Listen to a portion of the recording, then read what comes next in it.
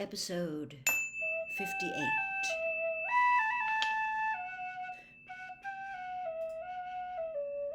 Harry left her office without a word.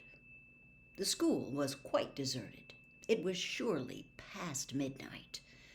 He walked slowly up the corridor, then, when he had turned the corner and was sure that she would not hear him, broke into a run.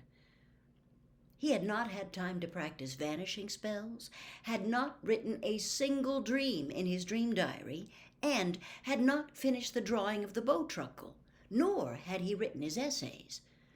He skipped breakfast next morning to scribble down a couple of made-up dreams for divination, their first lesson, and was surprised to find a disheveled Ron keeping him company.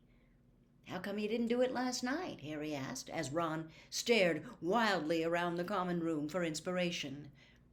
Ron, who had been fast asleep when Harry got back to the dormitory, muttered something about doing other stuff, bent low over his parchment and scrawled a few words.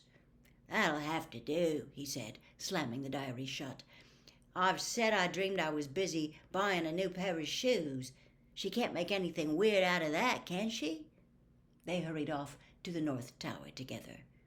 "How was detention with Umbridge, anyway? What did she make you do?"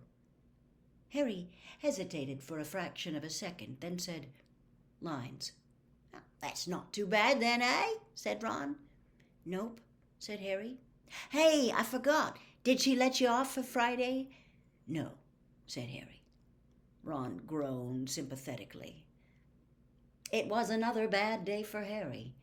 He was one of the worst in Transfiguration, not having practiced vanishing spells at all.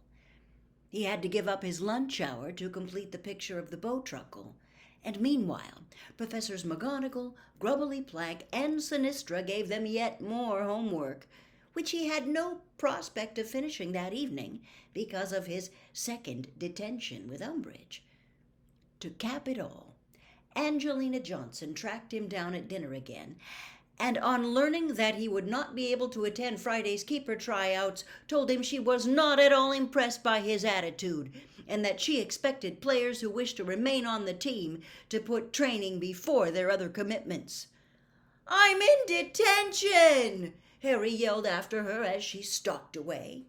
"Do you think I'd rather be stuck in a room with that old toad or playing Quidditch?" "At least it's only lines," said Hermione consolingly, as Harry sank back onto his bench and looked down at his steak and kidney pie, which he no longer fancied very much. "It's not as if it's a dreadful punishment, really." Harry opened his mouth, closed it again, and nodded. He was not really sure why he was not telling Ron and Hermione exactly what was happening in Umbridge's room. He only knew that he did not want to see their looks of horror. That would make the whole thing seem worse and therefore more difficult to face. He also felt dimly that this was between himself and Umbridge, a private battle of wills, and he was not going to give her the satisfaction of hearing that he had complained about it. "I can't believe how much homework we've got," said Ron miserably. "Well, why didn't you do any last night?" Hermione asked him. "Where were you, anyway?" I fancied a walk," said Ron shiftily. Harry had the distinct impression that he was not alone in concealing things at the moment. The second detention was just as bad as the previous one. The skin on the back of Harry's hand became irritated more quickly now, red and inflamed. Harry thought it unlikely to keep healing as effectively for long. Soon the cut would remain etched in his hand, and Umbridge would perhaps be satisfied. He let no moan of pain escape him, however, and from the moment of entering the room to the moment of his dismissal, again past midnight, he said nothing but "good evening" and "good night." His homework situation, however, was now desperate, and when he returned to the Gryffindor common room, he did not, though exhausted, go to bed, but opened his books and began Snape's Moonstone essay. It was 2:30 by the time he had finished it. He knew he had done a poor job, but there was no help for it. Unless he had something to give in, he would be in detention with Snape next. He then dashed off answers to the questions Professor McGonagall had set them, cobbled together something on the proper handling of bowtruckles for Professor Grubbly Plank, and staggered up to bed, where he fell fully clothed on top of the bed covers and fell asleep immediately. Thursday passed in a haze of tiredness. Ron seemed very sleepy too, though Harry could not see why he should be.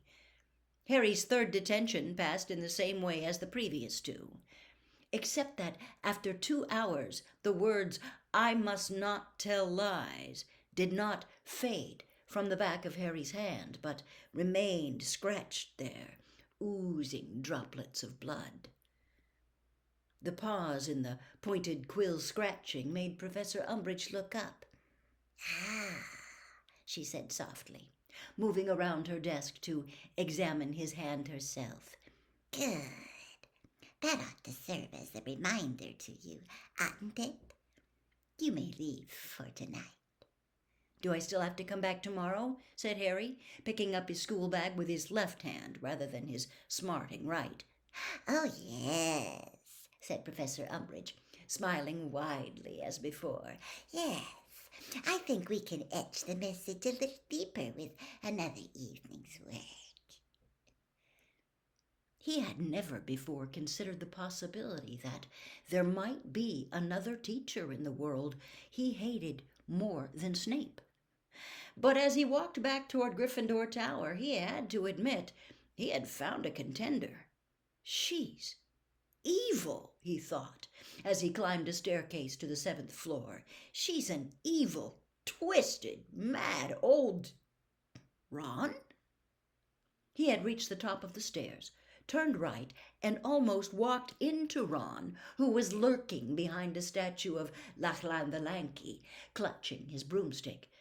He gave a great leap of surprise when he saw Harry and attempted to hide his new Clean Sweep 11 behind his back. "What are you doing?" Nothing. What are you doing?" Harry frowned at him. "Come on, you can tell me. What are you hiding here for?" I'm hiding from Fred and George, if you must know," said Ron.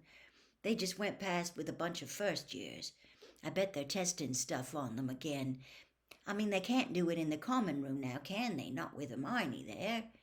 He was talking in a very fast, feverish way. "But what have you got your broom for? You haven't been flying, have you?" Harry asked.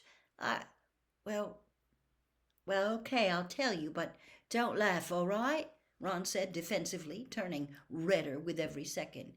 I thought I'd try out for Gryffindor keeper now I've got a decent broom." "There, go on, laugh." "I'm not laughing," said Harry. Ron blinked. "It's a brilliant idea. It'd be really cool if you got on the team. I've never seen you play keeper. Are you good?" "I'm not bad," said Ron, who looked immensely relieved at Harry's reaction. "Charlie, Fred, and George always made me keep for them when they were training during the holidays." "So you've been practicing tonight?" "Every evening since Tuesday. Just on my own, though. I've been trying to bewitch Quaffles to fly at me, but it hasn't been easy, and I don't know how much use it'll be." Ron looked nervous and anxious. "Fred and George are going to laugh themselves stupid when I turn up for the tryout. They haven't stopped taking the mickey out of me since I got made prefect." "I wish I was going to be there," said Harry bitterly, as they set off together toward the common room. "Yeah, so do. Harry, what's that on the back of your hand?" Harry, who had just scratched his nose with his free right hand, tried to hide it, but had as much success as Ron with his clean sweep. "It's just a cut. It's nothing. But Ron had grabbed Harry's forearm and pulled the back of Harry's hand up level with his eyes. There was a pause, during which he stared at the words carved into the skin. Then he released Harry, looking sick. "I thought you said she was giving you lines."